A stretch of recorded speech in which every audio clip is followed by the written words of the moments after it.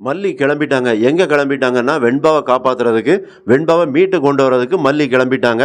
ஒரு ஆக்ரோஷத்தோட, ஒரு கண்ணீரோட, அதே நேரத்தில ஒரு ஆவேசத்தோட தான் மல்லி கிளம்பி போணும் அப்படின்னு நெனைக்கிறாங்க. அப்போ மல்லியால கிளம்பி போய் வெண்பாவ வந்து காப்பாத்தி கொண்டு வந்துர முடியுமா? ஏன்னா, வெண்பா இருக்கக்கூடிய இடம் எங்கன்னே தெரியாது. அப்படி இருக்கிற சூழ்நிலையில மல்லியால எப்படி முடியும் அப்படின்னு நம்ம கேட்கலாம். இருந்தாலும் மல்லிய பொறுத்தவரைக்கும் அந்த உள்ளுணர்வு ஃபுல்லாவே யார் இருக்காங்கன்னா, வெண்பா தான் இருக்காங்க.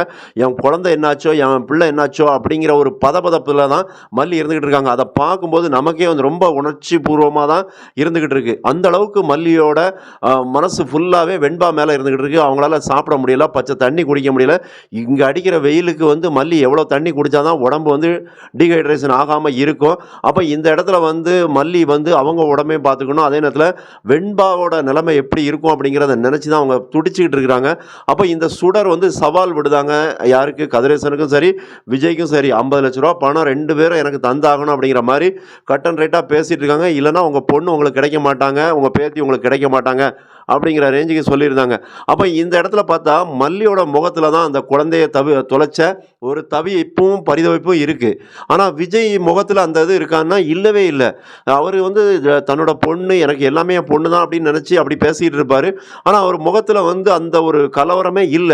ஒரு தகப்பனுக்கு எப்படி இருக்கணும்? தான் பொண்ண கடத்திட்டு போயிட்டாங்க, பொண்ண காணோம் அப்படிங்கும்போது, ஒரு துடிக்க வேண்டாமா? துடிச்சு கதற வேண்டாமா? தரையில உருண்டு புரண்டு அழ வேண்டாமா? அப்படிங்கிற மாரி தான் நமக்கு தோணுது.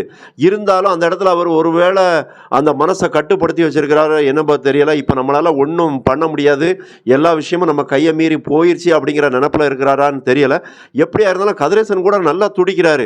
என் பேத்தி, "ஏய் உன்ன சும்மா விட மாட்டேன்." ஏன்னா அந்த மனுஷன் இருக்கிற கொலை வெறிக்கு சுடர் மட்டும் கையில கிடைச்சா அவ்வளோதான். அப்படியே தலைய இந்த கோழி திருக்குற மாரி திருக்கி போட்டுருவாரு போலருக்கு. அந்த அளவுக்கு மனுஷன் வெறியா இருக்காரு. அப்போ அவருக்கு வந்து பேத்தி மேல எவ்வளவு இருக்கும். அதுவும் பொதுவாவே இந்த மாரி தாத்தாக்களுக்கு வந்து அதுவும் தன்னோட மகள் வழி பேத்தி மேல ரொம்ப பாசம் இருக்கும். அளவு கடந்த பாசம் இருக்கும். அதுதான் அந்த இடத்துல கதிரேசன் காட்டுறாரு. அதுதான் டைரக்டர் அப்படி பண்ணியிருக்காரு. ஆனா இந்த இடத்துல வந்து விஜய் வந்து அந்த அளவுக்கு துடிச்சிருக்கணும். நிஷாவுமே இன்னும் கொஞ்சம் எமோஷனா இருந்திருக்கணும். ஏன்னா எங்க வெண்பா, எங்க அக்கா பொண்ணு அப்படின்னு அவங்களும் ஒரு ரேஞ்சுக்கு துடிச்சிருந்தாங்கன்னா, இன்னும் அந்த காட்சி வந்து இன்னும் ஒரு மெருகூட்டின மாரி இருந்திருக்கும். ஆனா இவங்களோட முகத்துல அந்த அளவுக்கு எஃபெக்ட், எமோஷன் இல்ல. மல்லியோட முகத்துல தான் தெரியுது. ஆனா இதை எல்லாத்தையும் பக்கத்துல இருந்து ராஜி ரசிச்சுக்கிட்டே இருக்கிறாங்க. இருந்தாலும் அவங்க ரசிச்சாலும் கடைசியா அவங்களுக்கும் ஒரு செக் அந்த சுடர் வச்சது தான் பெரிய ஒரு விஷயம். அப்ப இந்த இடத்துல எப்படி வந்து வெண்பாவை மீட்டு கொண்டு வர போறாங்க? யார் மீட்டு கொண்டு வர போறா? அப்படிங்கிற கேள்வி எழத்தான் செய்யுது. ஏன்னா சுடருக்கு நேரம் ஆக ஆக சுடர் வந்து வெண்பாவை தான் டார்கெட் பண்ணிக்கிட்டே இருப்பாங்க. அப்ப இந்த இடத்துல மல்லி தான் போயாக வேண்டிய ஒரு சூழ்நிலையில வரும். அவங்க தான் தேடுவாங்க. ஏன்னா இவங்க இந்த சுடர் வந்து இடத்த மாத்திக்கிட்டே இருப்பாங்க. அப்படி இருக்கிற சூழ்நிலையில கண்டிப்பா வந்து மல்லி வந்து நேரடியா களத்துல இறங்குவாங்க. ஏன்னா மல்லிக்கு வந்து கராத்தே தெரியும், குங்ஃபூ தெரியும், சிலம்பம் தெரியும், வாள்வீச்சு தெரியும். இப்படி பல சண்டைகள் வந்து மல்லிக்கு நல்லாவே தெரியும். அப்படிங்கும்போது அங்க எத்தனை ரவுடிகள் இருந்தாலும் சரிதான் அடிச்சு தூள் கிளப்பிருவாங்க. ஏன்னா நம்ம பழைய படங்கள்ல கேப்டன் விஜயகாந்த் அப்படியே ஃபைட் பண்ணுவார்ல, அத மாரி தான் நம்ம மல்லி ஃபைட் பண்ணுவாங்க அப்படிங்கிறது தெரியுது.